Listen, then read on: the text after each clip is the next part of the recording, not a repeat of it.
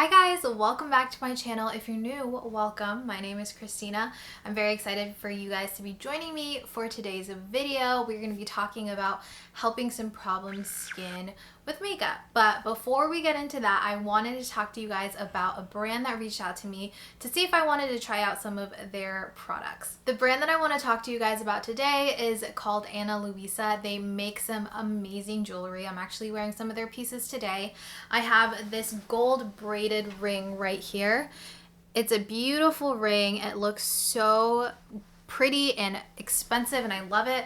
And then I also have these mini Abbey, I believe that's what they're called, earrings, and they're so pretty. They're like chunky, very 90s vibe, but I like that they're not giant on the ears because you guys have seen in previous videos I'm more like dainty jewelry. I also have this pair of earrings. These are beautiful. They kind of look marbled like the blue on there, and I just love them. They're not super heavy on the ears, which is great because I hate when it feels like earrings are pulling down on your ears.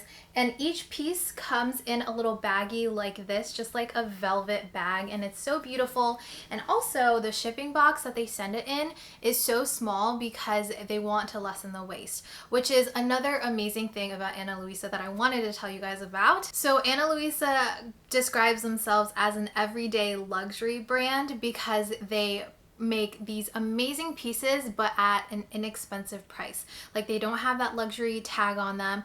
Their pieces start at $39 and up. Also, all of the materials that they use are ethically sourced, and all of the gold that they use is 100% recycled. Their 2020 goal is actually to go to 0% carbon footprint, which is amazing. You know that that's so important, especially with helping our environment. They also do small batch products, and they do limited amounts of each of the products because they run them every Friday. That means no excess waste, and it's better for the earth because they're not making it 24/7. Whenever I received these pieces in the mail, I immediately went on their site and I ordered some more because there's some small huggy hoops that I was looking at. I also ordered a braided rope ring. It's so beautiful, very 90s inspired. I'll insert some pictures of the photos of the ones that I purchased if they don't come in before this video is done. But yeah, I just wanted to share that info with you guys. If you're looking for everyday dainty jewelry that just like goes with everything, I really recommend Ana Luisa, and they have great sales, but they also gave me a discount code, so I'll put that in the description box for you guys down below, so you can use that however often you want, or you don't have to use it at all. But yeah, check out their website. It's really good stuff. So this video is going to be focusing on covering up some problem areas, specifically crusty, scabby pimples. We all have had them. We all know them very well. We all hate them. They're probably the hardest pimples to cover up because it's not just a raised bump, and it's not just like closed up pus in there that you have to cover up. It's literally dry skin. It's a wound basically that you need to cover, but you can't make it look cakey. It's gonna look dry if you put too much on there, but if you don't put anything on there, then it's just like zoomed in on there. So here's the story. The other day I was looking at my skin and I noticed that it looked like there was a blackhead underneath my skin, and I was like, let me get that thing. I used a Comedome very poorly. Do your research before you try to do this because you can really mess up your skin, which I did. It just got so red, and then it started like, it opened up. It's scabbed, but it still hurt underneath. So I ended up picking the scab off because I'm gross. And then I actually got all of the pus out of the pimple that had formed underneath there because of how much I was irritating my skin. Now, I want to say that not every pimple like that is going to be able to just completely disappear with makeup. You can kind of still see mine because I didn't want to just keep layering, because that's the worst thing that you can do. Layering too much and then putting too much powder, because then it'll look super dry. If you have a Zoom meeting or something, if you have a get together for the first time in a while with your friends after quarantine, just anything, if it's distracting for you and it's all that you can think about, even though most people don't really care about your pimples, you know, This will help with your self-confidence. And I find that since this one was right smack dab between my eyebrows, I was just kind of distracted by it. So I wanted to see if I could cover it up. I actually went to my sister's house for dinner yesterday and I was like showing my entire family. I was like, look at this picture, look at this pimple. This is on my face right now, but you can't see it, can you? And they're like, that's amazing. You should do a video on it. And I was like, yeah, maybe I should. Maybe it'll help somebody out. So that's what we're going to be doing in this video today. If you guys are interested, then just keep on watching. Okay, so here we are starting off with a clean face. I have this pimple right here that we're going to be covering up. Should I zoom you guys in? Probably. Here is the pimple right here. It's kind of scabbed up. It's drying up a little bit. You can see around the perimeter of the pimple that the skin is a little bit tight. So this is going to be what we're focusing on covering today. I find that covering pimples that are scabbed are the most difficult because they're dry as well as bumpy and flaky. So I just kind of want to show you guys what I do. Starting off, I think it's really important that you prime your skin, whether you have oily skin, whether you have dry skin, especially if you have dry skin. I think it's important to prime the entire face, give it a nice base so everything can smooth on very nicely rather than kind of just caking up all around that pimple or that problem area. So today I'm going to be using the Glossier Priming Moisturizer Balance. This is geared towards oily skin, but I do find that it has just enough hydration for my skin as well as for a problem area. So it works really nicely as like a little bit of an extra moisturizer, but also it's not like too much. What we want is we want even base. We want everything to look the same, especially that pimple. So I'm taking just a little tiny bit and I'm gonna put it straight onto that area and right around it to give it a little extra hydration. And then blending it out with my fingers. For today's foundations, I'm going to be mixing two. You definitely don't have to do this, but I just have these and they match me currently. So that's why I'm using them. I'm using the MAC Face and Body Foundation. This is in C4. This is a little darker for me right now, but I'm mixing it with this e.l.f. foundation in Linen. The two together give me a pretty good match, and this is definitely way more matte than this. MAC Studio is definitely runny. So it's nice because it's hydrating for my skin, but I definitely still want a little bit of oil control, which is why I'm going to go in with this. But for this area, we're literally just going to go in with the MAC. So I'm going to go ahead and do my entire face first, and then I'm going to go in and work on that spot. I'm using a majority of the MAC and just a tiny bit of the e.l.f. When you have two formulas that are very, very different, you have to make sure that you mix it really well, or else you risk having like splotches of one foundation on your face versus the other one. So I'm just gonna spread this all over the skin to start. Usually I wouldn't do that with the e.l.f. foundation, but because it's been watered down, it's a lot easier to blend that way. The reason I'm using a sponge today is the key is hydration. I'm trying to keep everything very hydrated today. And we're gonna go in later and make sure that we don't get too oily so it just doesn't like slip off the face, you know? So we have the entire face covered with foundation, and now we're gonna go in with just the MAC Face and Body right in the pimple. Around the pimple, in the pimple. So I'm taking just a dab on my fingertip. So I'm gonna put it directly on there because that's where we want all of the coverage to be. And then what I'm gonna do is take my sponge, the pointed tip, and I'm gonna blend all around the corners and kind of leave the center alone for now. So just be very, very careful. If you have a smaller sponge, that'll work better. Take your time doing this. Obviously, you're using this because you have something to cover up, so you don't want to blend all of it away and then just do another layer. What we want to avoid is doing layer after layer after layer of makeup on top, because that's what makes it look really cakey. I used to just take powder and foundation and try to just like cover it up by using a ton of that, and it would cover it, but then you'd see a huge pile of makeup right on top, and that wasn't pretty either. I didn't touch any of the foundation in the center of the spot. I'm leaving that for now because we are going to go in with concealer and blend that as well. So it's going to be a mix of the concealer and the foundation because there's still a little bit of wet, unblended foundation on there. For concealer, you want to use a very hydrating concealer because again, what we're working with is a dry scab. And of course, my go-to, you guys already know, is the e.l.f. Camo Concealer or the e.l.f. Hydrating Camo Concealer. I was trying to use my Glossier stretch concealers for this process, but I noticed that it stuck too much to the concealer because it was more creamy and less liquidy. So it just kind of like settled into the scab, which did not look good, and then it ended up smearing off the foundation. I am going to be using a mixture of these on the face, but then for the actual spot, I'm going to be using the e.l.f. concealer. For this process, I'm going to be using a small brush. This is the Luxie 229 tapered blending brush.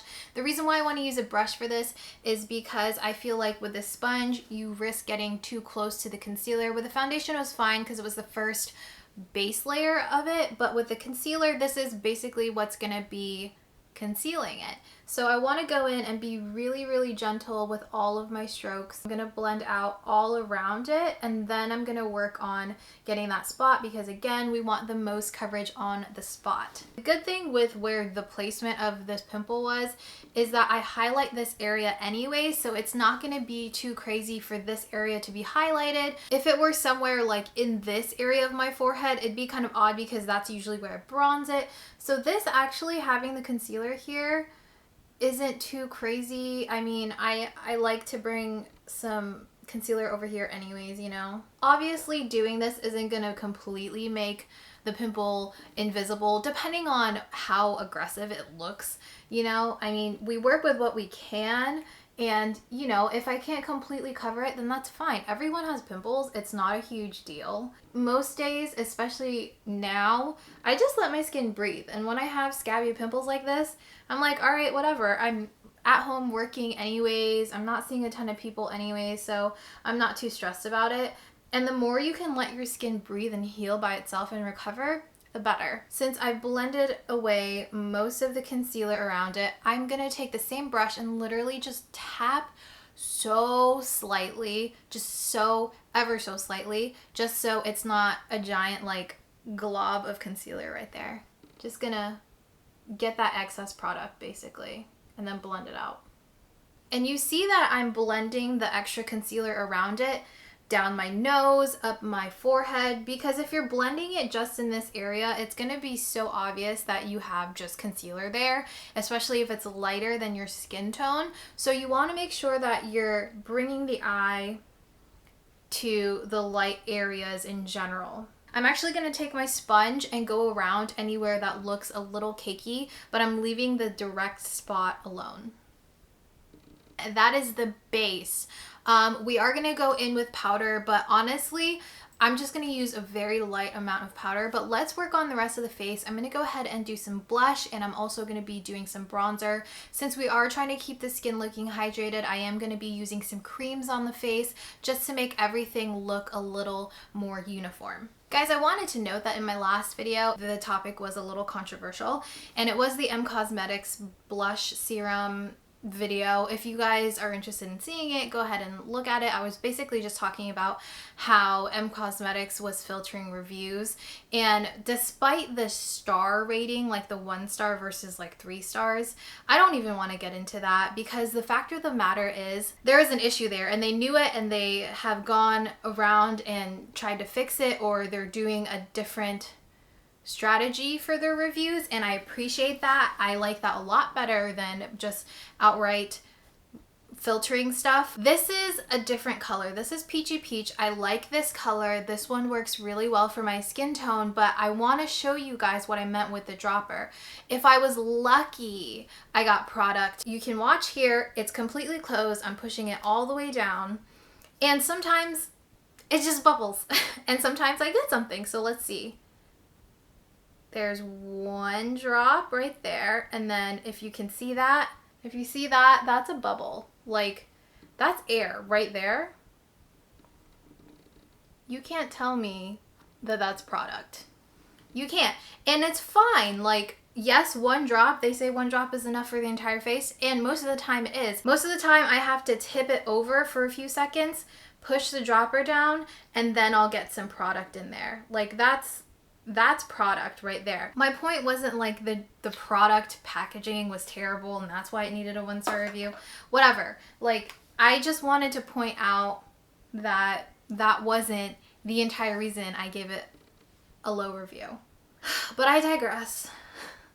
This video is not the time nor the place. I just wanted to point that out. Anyways, I'm using Peachy Peach for my blush today. I'm going to go ahead and dab it onto my skin with my fingers. And then I'm going to blend it out with my sponge. Just kidding. Maybe I should do it with my fingers. Sometimes it works, sometimes it doesn't. You gotta play around with products like these, you know? If you blend around the perimeter of the color, it's a lot better than when you try to just go in and blend the entire color away. I definitely like to use these blushes as bases for another blush rather than just on its own, because I have to powder it anyways because of my skin. I like to use it so I use less powder blush. And also I wanted to show you guys that whenever I use these serum blushes, I don't know if this is for everyone, just so you know, it gets rid of any concealer that I may have put down wherever the blush goes. So you can see my freckling right there, and you can kind of see it right here, but mainly this area because that is where I have the most freckles. So if you don't want that to happen, these might not be for you, but honestly, I'm okay with it right now. I have this Fenty bronzer. This is the cream bronzer in Macchiato. I think that the shade might be a little too light for me, but I kept it anyways. I figured I could just build it up. Again, the cream bronzer helps whenever you're trying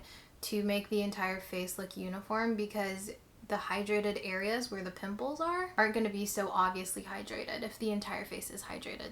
Also going to be using this Charlotte Tilbury Beauty Light Wand. This is in the shade Spotlight. I really love this. This gives such a good highlight on the skin. It's expensive and it's not necessary like all the products. You can find cheaper stuff, but if you want to spend the money and you want what Charlotte Tilbury has to offer, I say go for it, because I don't think you'd regret it. And then I'm gonna put some on the forehead as well, just in this area, so that something else in the forehead is highlighted. Now I'm gonna set the face with some powder. I'm gonna use my Hourglass one because I am almost done with this bad boy. So I wanna just finish it up. I'm gonna use this under the eyes and then very lightly on the face, but I am going to avoid this area because I'm gonna powder that on its own, and I'll show you guys how I'm going to be doing that. And because I used more hydrating products today, I need to make sure that I set my oily areas. For blush, I'm going to go in with my M Cosmetics Faded Clementine right on top of that serum blush. Just a little bit here, and I'm using this because it is baked, so it does have a little bit of a sheen to it. For bronzer, I wanted to go in with an oldie but a goodie, this Physicians Formula Butter Bronzer in Sun-Kissed Bronzer. I can't find just the original shade. I know that I have that and the deep bronzer, but I could only find this and the deep one. I'm gonna go ahead and use a little bit of this, just go light-handed with it, because I think that the shimmer, the light shimmer in this, or the sheen rather than a shimmer, will go really well with the hydrated look. So I'm gonna do my brows and the eyes really quickly, and then we'll finish up with the complexion, and I'll show you guys how I finish powdering all of that. So we're gonna go into the last step of setting everything, especially this little guy, and we are going to go in with another powder. I have this one. This is my Charlotte Tilbury Airbrush Flawless Finish Powder in number 2 medium. This shade is going to be nice because if you start to layer too many products on top, one, it's going to look kind of thick, or you risk it looking a little thick and cakey, and two, the more layers of color you put on there, the darker and darker it's going to start looking. It should counteract all the foundation, the concealer, and well, actually, that's the only stuff I put on there. I forgot I didn't powder that. So it should counteract those other 2 layers. I'm going to go in with another small brush. This is a different one, but it's also Luxie. This is a Tapered Blender number 205. This one is just a little bit more fluffy and a little longer. I have some excess right there in the middle from yesterday whenever I did this. So I'm going to go in with that. And you can do this in layers. So you can go in with the smallest amount, like little to no powder on there. That might be best, but what I'm gonna do is I'm gonna powder around like we've been doing the perimeter, and then I'm gonna go in so slightly on top of it. I'm gonna start down here, and the entire time we're doing this, we are using the lightest hand ever.